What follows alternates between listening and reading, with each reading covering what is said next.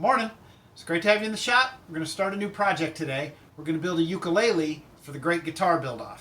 We got some different options to look at, a couple different designs to think about, and hopefully we'll get to some actual building today too. So let's go.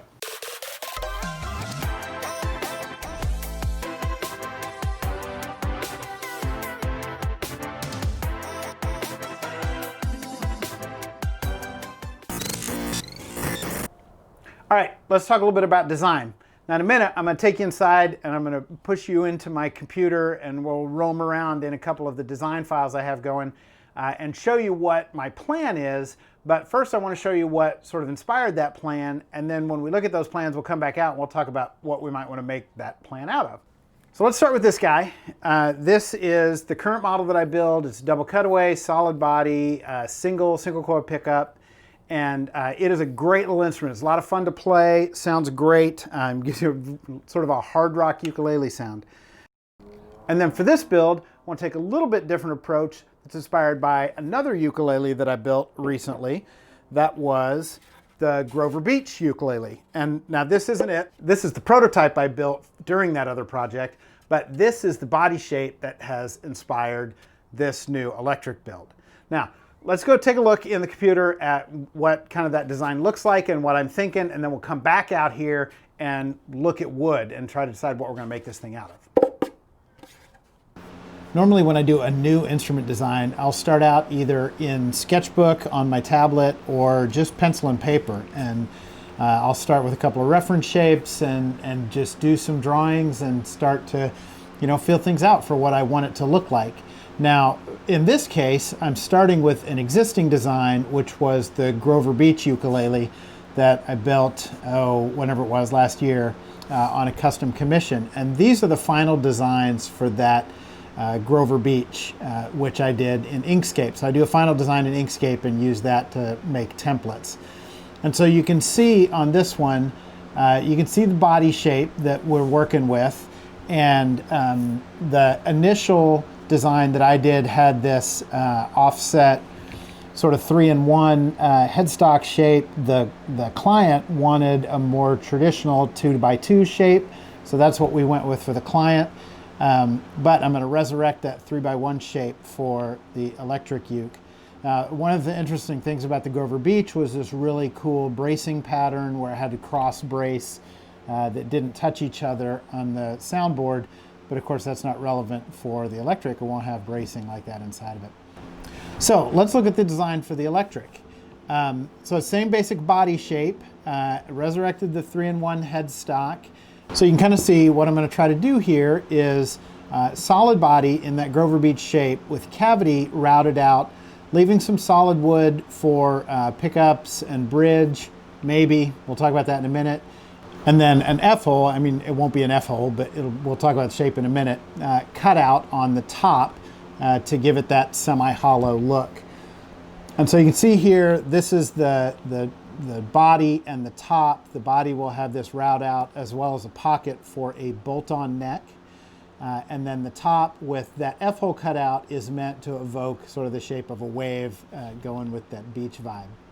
And then the neck will be a one-piece neck, maybe a laminate neck with a stripe through it. We'll see how it goes.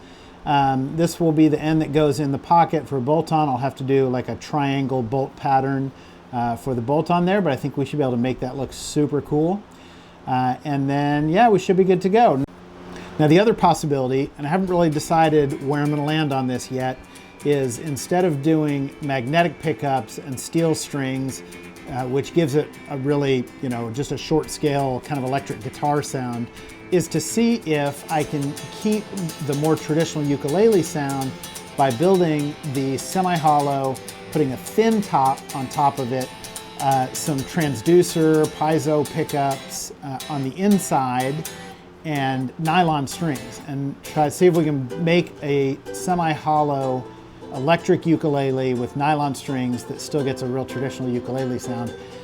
I just haven't quite decided yet, so you can go on that little adventure with me as I try to figure out what to do. So that's our design, and next up we get out in the shop and start cutting stuff up. Nice, looks like we made it back from the computer. let's talk about what we're going to build this ukulele out of. And I know we still have a decision to make on whether we're going to do a thin top all the way across with transducer pickups, or whether we're going to leave that block in the tail and put in the humbucker. Honestly, the more I think about it, the more I think I might as well just build both. So maybe we keep that in mind as we start talking about wood choices. And we've got a lot of choices we can look at. I got a variety of different kinds of wood that we can think about using. This is a piece of cherry, and it's beautiful beautiful straight grain quarter sawn cherry that makes a great instrument body. It doesn't have a ton of character though, so I'm not sure if I want to go that route. Another possibility is this North Indian rosewood, which has a ton of character, just lots of beautiful color in the grain, heartwood and sapwood, and so a lot of options that we could use with that. I've also got some silky oak, which is beautiful wood and makes beautiful instruments. I've seen a couple of instruments made with this species, and like I said, it's gorgeous. The downside of silky oak is about 10% of the population is actually allergic to it. And if you're allergic to silky oak, you don't want to spend a lot of time with it up against your arms and your body. So it's a little bit of a risk. I could coat it. You know, clear coat will protect the player from touching the wood very much, but still a little bit of risk. So I want to be careful about that. I've got some other interesting pieces here. So this is a big chunk of sugar maple. And sugar maple is very cool because it has a lot of the characteristics of your typical hard maple, but much more interesting grain that stands out and can produce, even on this side, it's got some cool coloring in it that could make an interesting instrument. And I've got, I got this gorgeous piece of sycamore. The sycamore is interesting because it's really highly figured, and it makes a really interesting pattern, anything you build with it, but it's a little bit unstable, and the grain wants to come apart and separate and make these little voids in it. So again, it's a risk that you got to find just the right solid piece out of your wood, or you can run into trouble. But it's beautiful wood. I've got this piece of ash, which is gorgeous, gorgeous, gorgeous ash. And then I've got this other piece of ash, which I am not even entirely sure what it looks like because it's still rough cut. I haven't planed it down and I don't really know what's under it. But the differences between these two is this rough cut one is swamp ash, which I've been saving for a while for an interesting project to use it on because I think it's going to be very cool, but I don't actually know what it looks like underneath. And then this other piece of ash is interesting for a different kind of reason. So this ash and the sycamore and the rosewood and the silky oak are all what's called urban timber. And this is all wood that is sourced through Street Tree Revival, which is a company locally here in Anaheim in Southern California. And all of these trees, this urban timber, are all trees that grew here in Southern California, in the Los Angeles Inland Empire area, that have come down for some reason, either maybe storm damage, or they might have been on a piece of land that's being developed, or they might have just been old and needed to come down before they fall down, that sort of thing. And the company that takes these trees down locally is West Coast Arborists. And Street Tree Revival is a branch of West Coast Arborists, and they take this wood that would normally have gone either to be burned or into a landfill, and they make it available to woodworkers, carpenters, builders, makers, and Luthers like myself. And so it's really, I love building out of this wood because it's got a strong sort of reuse, repurpose vibe. Most of it is just beautiful wood as well. And the ash in particular has a cool story because this is the same ash that West Coast Arborists sells to Taylor for their urban ash program, and they build guitars using this, literally this same wood. And this board that I have is from a log that my guy at Street Tree was able to set aside before the contracts with Taylor were signed.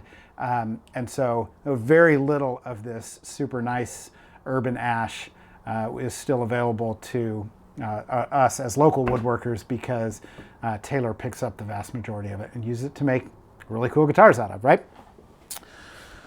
So, what are we gonna do? Well, actually, I think I know what I'm gonna do. And hopefully this doesn't piss everybody off, because I'm not gonna do any of the things that I just described. Because it turns out I have also a really nice hunk of mahogany in my stock, which of course I do, because any decent guitar builder has mahogany just sitting around all the time. I think I'm gonna make mahogany bodies, and then I'm gonna put now let's rephrase that. I'm gonna put an ash top on one of them, and I'm gonna put a sugar maple top on the other one. And then on the sugar maple instrument, I am going to take a piece of this sweet bird's eye maple that I've got here for the fretboard. So the fretboard and the top will be maple. The fretboard will be this nice bird's eye, which will look super cool. And then on the other one that I do with the ash, I'm going to put, I'm going to do this. I'm going to put a black limba fretboard on there. So I will either do a two-tone half and half out of this board, or I'll just pick a nice piece that has this this incredible sort of line drawing, river looking grain pattern in it. So yeah, mahogany body, mahogany neck on both instruments, ash and black limba on one, and maple on the other. And we'll go from there. So let's start cutting things up.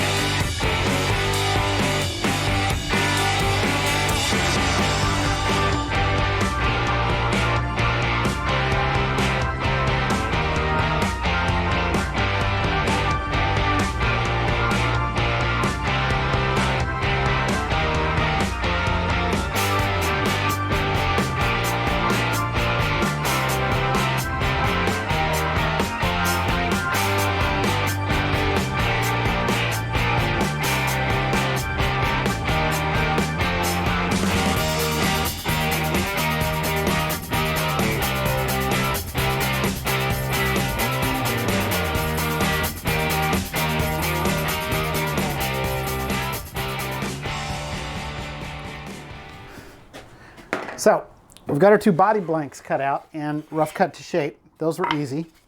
And then we've got two blocks cut, one out of the sugar maple and one out of the ash for the top. Now, what we want to do with these actually is resaw them down thin and cut two pieces for each top so that we can book match them, so we get that book match look on top.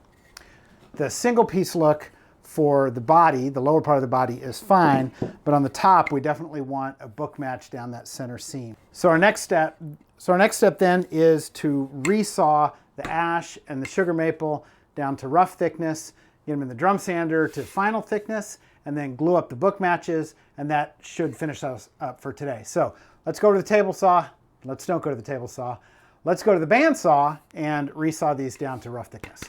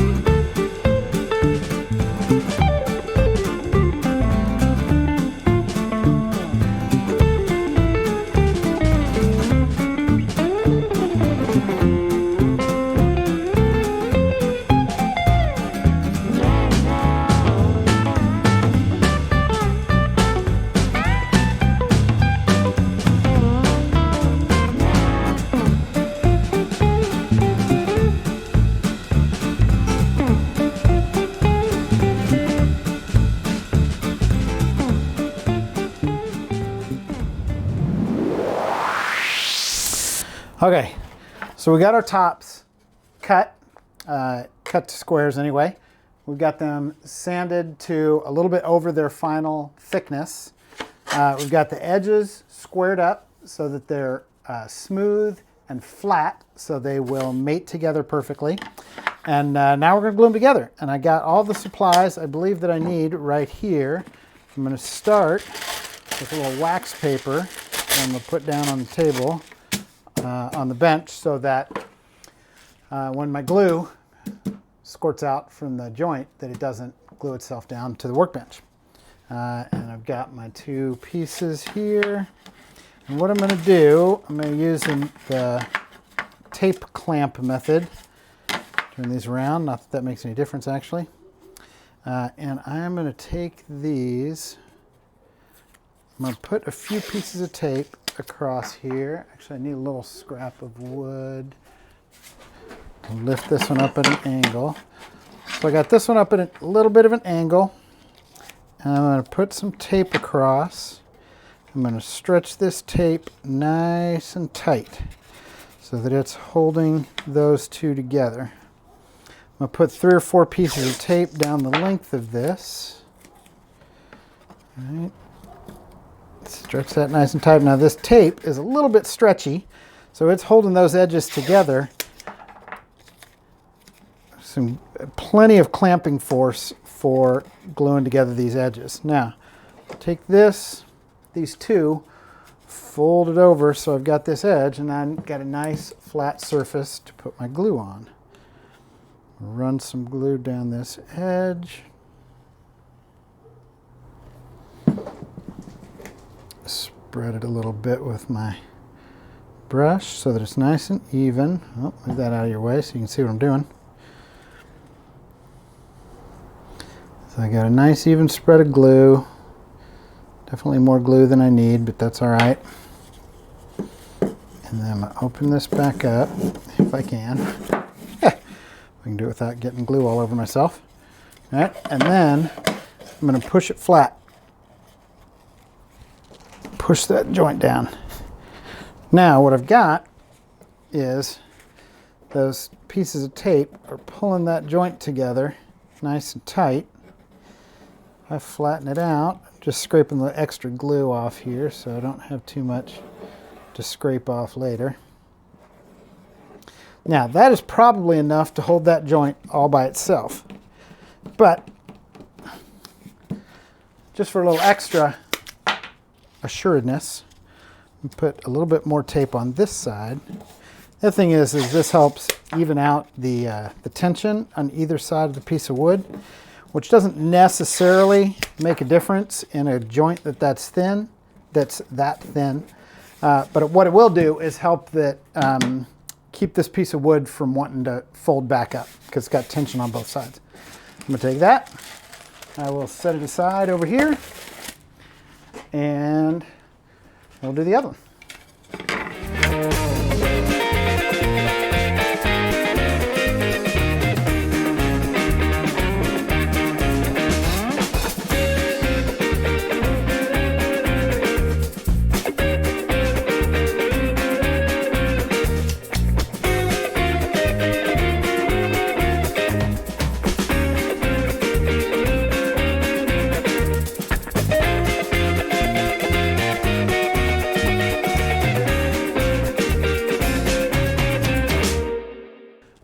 There you go. Now we're done. So I'm going to wrap that up here for the day. Done plenty of work, and I'm hot and I'm sweaty, and Southern California is mostly on fire. So I'm going to go back inside where the air conditioning is and breathe some clean air.